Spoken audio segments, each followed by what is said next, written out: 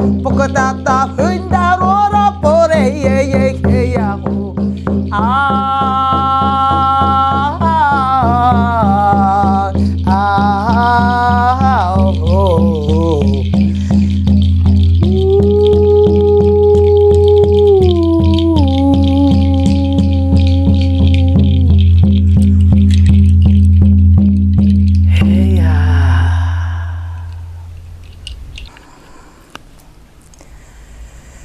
Mes frères et sœurs, mes amis, je veux maintenant vous parler du chamanisme sauvage et du chamanisme traditionnel. Ressemblance et différence. Mais avant tout, je vais quand même me présenter. Je suis originaire de Madagascar, puisque vous connaissez déjà mon nom en regardant cette vidéo.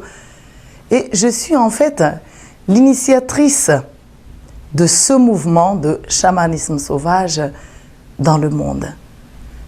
Mais je ne suis pas à l'origine, car le chamanisme sauvage a toujours existé de tout temps. C'est la base de tout chamanisme avant que nous, les êtres humains, on érige des règles, des lois, et qu'on mette parfois, malheureusement en boîte, des façons de faire, de pratiquer le chamanisme. Car le chamanisme sauvage, il existe partout dans le monde entier, dans des pays lointains, méconnus, comme dans les îles lointaines, où les gens ne font pas du chamanisme, ils vivent dans le chamanisme dans la vie quotidienne. Et d'ailleurs, le point culminant du chamanisme, là où on peut vraiment le reconnaître comme étant partout dans chaque individu, partout sur Terre, ce sont ces élans que nous avons tous dans les situations d'urgence. Car là, nous oublions les règles, nous oublions les formes, nous oublions les façons de faire et tout ça, les conseils. Nous ne sommes plus que des êtres reliés et il n'y a plus d'intermédiaire entre nous et le divin. En écoutant mes révélations, vous allez pouvoir voir par vous-même les points qui sont les mêmes qu'on retrouve donc et qui sont les ressemblances, mais également les points qui font la différence des deux types de chamanisme. Et du coup, la lumière va vous arriver tranquillement et la paix aussi. Car le but de ça, c'est d'informer, d'instruire pour que vous puissiez comprendre tout simplement l'origine du chamanisme, mais aussi tous les chamans sans exception. Qu'est-ce que le chamanisme? Le chamanisme, c'est l'art en fait de mettre ensemble tous ces mondes, le monde d'ici, le monde d'en haut, le monde d'en bas. Le chamanisme, c'est l'art d'introduire vers le monde des esprits. C'est l'art de permettre à quiconque de se rappeler que nous ne sommes pas seuls. Nous avons des parents spirituels, des alliés spirituels. Et ils vivent dans des mondes magiques, dans des royaumes des cieux, comme ils vivent sur la terre et à l'intérieur de la terre. Ce sont des êtres magiques, des êtres aimants, des êtres qui nous aiment et qui nous inspirent constamment vers un chemin où il n'y a pas de souffrance, vers un chemin de liberté, vers un chemin où la magie fait partie de la vie. Et qu'est-ce qu'un chaman? Un chaman, en fait, c'est quelqu'un qui s'est éveillé par un chemin ou par un autre pour se rappeler qu'il n'est pas seul et pour se rappeler qu'il a des atouts, des dons et talents magiques qui ont été mis à sa disposition ou qu'il s'est lui-même équipé avant de s'incarner sur la planète Terre. Et ce chaman, c'est quelqu'un qui a développé l'art de voyager entre les mondes pour y récolter et nous ramener des enseignements, mais aussi des outils de guérison de tous les genres. Et il y en a vraiment pour tout et même plus que pour tout, surtout sur notre planète où nous n'utilisons pas assez les enseignements et les outils magiques mis à notre disposition. Le chamanisme sauvage rappelle l'existence des esprits, des guides spirituels, des anges comme on les appelle, mais également les ancêtres, les esprits de la nature qui courent partout, dans nos mondes à nous, les alliés qu'on appelait aussi les animaux de pouvoir ou les animaux totems.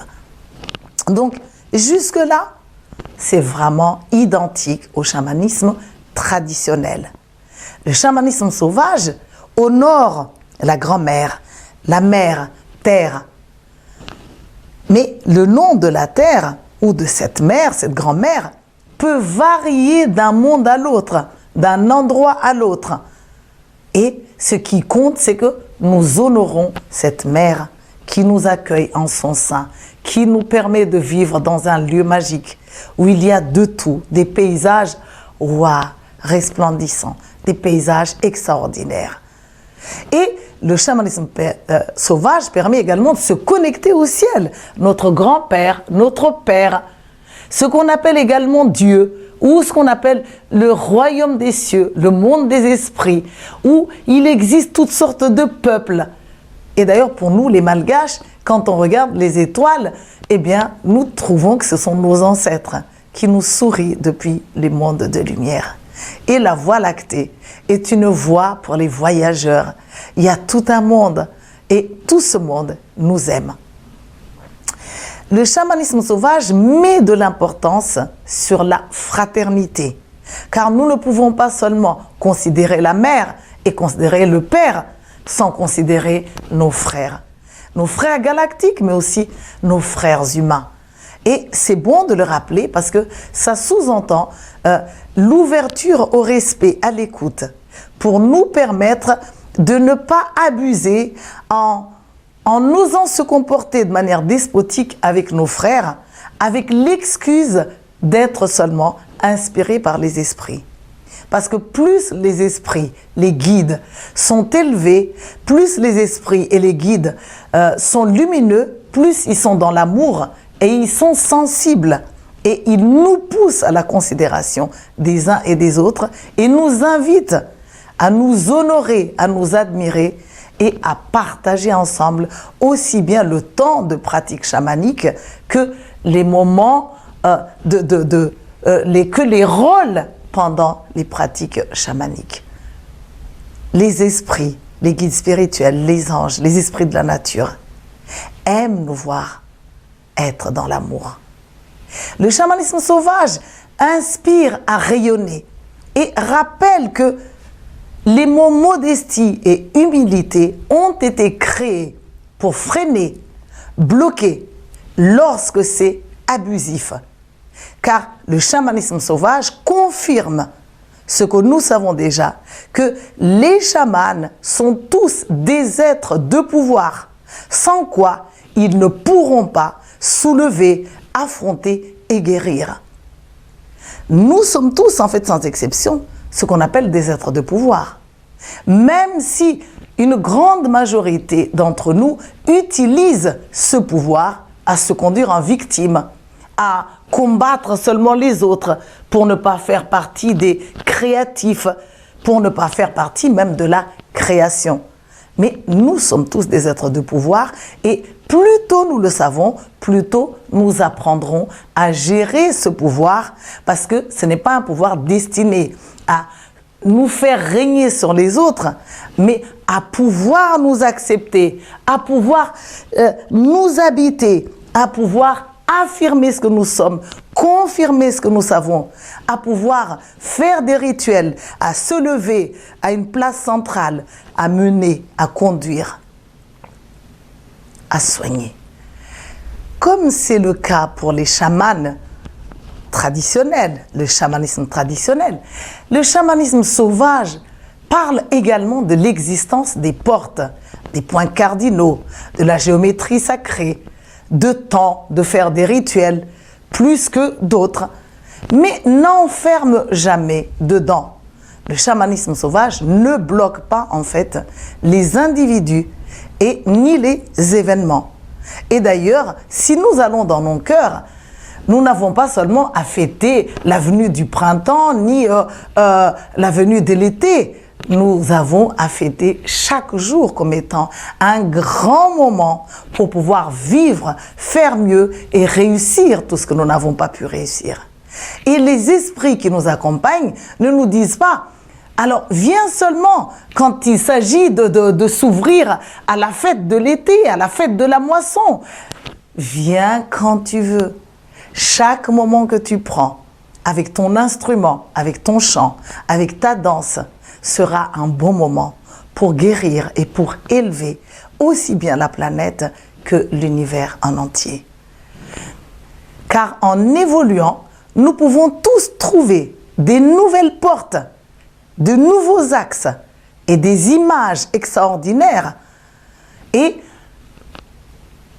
nous avons trouvé tout ce qu'il faut grâce à notre inspiration, à nos esprits. Et nous pourrons encore en trouver d'autres.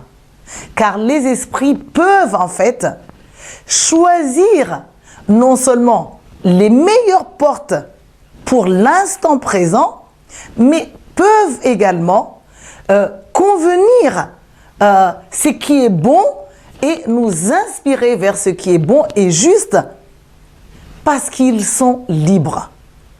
Si nous mettons plus d'importance à un rituel d'ouverture qui passe d'abord par l'Est ou par le Sud et que nous établissons une règle que jamais on ouvre par le Nord ou par l'Ouest,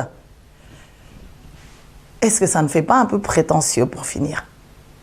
Si nous aimons et croyons en la valeur des esprits qui nous guident, en leur bonté, en leurs savoirs et connaissances, nous pourrons apprendre en fait à nous laisser conduire plutôt que à faire des règles trop rigides qui incitent du coup les gens à répéter sans cesse. Et le résultat, c'est que nous faisons des clones partout où nous passons. En restant libres, nous nous permettons de découvrir, d'élaborer et par conséquent de décider et de piloter. Et nous pourrons également découvrir ainsi d'autres aspects de ce qu'on appelle Dieu, ainsi que pouvoir leur attribuer les noms qui correspondent à la réalité dans laquelle nous sommes. Au lieu de ça, il y a des peuples qui ont donné de nom à ce Dieu et nous répétons les mêmes noms alors que nous ne connaissons pas forcément leurs histoires. Et il y a le pouvoir du verbe. Alors si on reste trop enfermé dans un verbe ou dans une appellation, dans un qualificatif, nous pourrons non seulement perdre notre identité, mais nous ne pourrons pas être dans notre vrai pouvoir personnel, dans notre puissance personnelle. Si nous n'allons pas dans le sens de pouvoir se conduire libre, d'oser rayonner et de pouvoir diriger ceux qui en ont besoin, non pas un despote tyrannique, mais parce qu'il faut bien que quelqu'un dirige à un moment donné, mais qu'on puisse diriger à tour de rôle, eh bien, le chaman sera réduit à répéter et le monde va rester toujours aussi petit. Au vu de tout cela, le chaman sauvage a le pouvoir de son monde, là où il pratique le chamanisme. Et il peut en fait remplacer aussi bien le soleil, parce qu'il deviendra la lumière, mais en faisant avec le soleil, comme il peut remplacer le feu, comme il peut remplacer la sauge, comme il peut remplacer les tambours, les plumes, toutes sortes de choses. N'oubliez pas que tous les outils qu'on utilise souvent en chamanisme, souvent sont des représentations de quelque chose.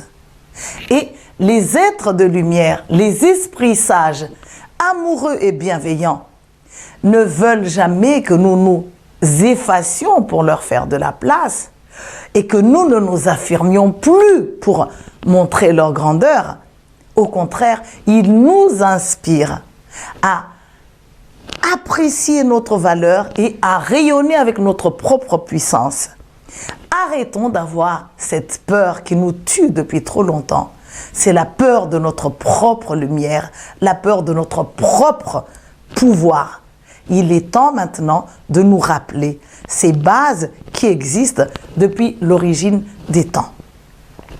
Car si c'est bon d'honorer les ancêtres et les outils chamaniques qui ont permis de libérer et de guérir, ces techniques qui ont permis de faire des grands pas en avant, il n'est pas pour autant indiqué de répéter et de ressasser sans cesse.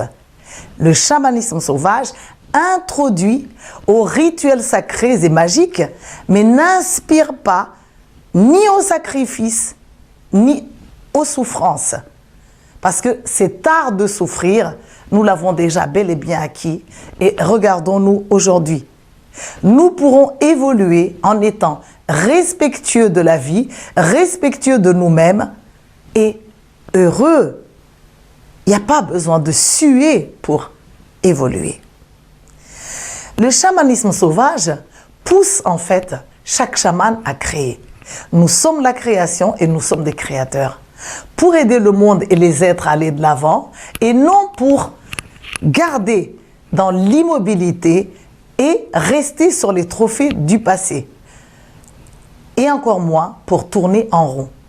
Car tous nous avons à grandir et les découvertes font vraiment grandir. Alors que répéter la même chose nous ennuie et on perd des stimuli avec ça.